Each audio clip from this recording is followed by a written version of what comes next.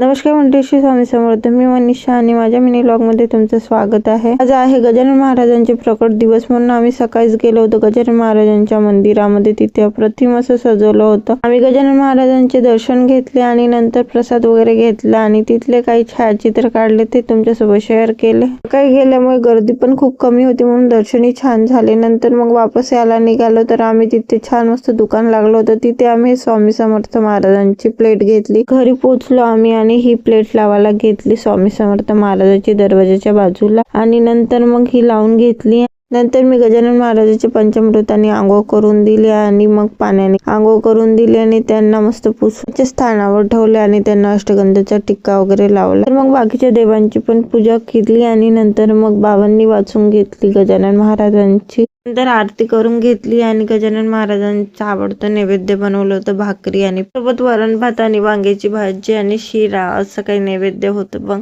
नैवेद्य अर्पण केलं आणि नंतर मग आम्ही पण जेवण केलं ना. असा काही आमचा कालचा दिवस गेला.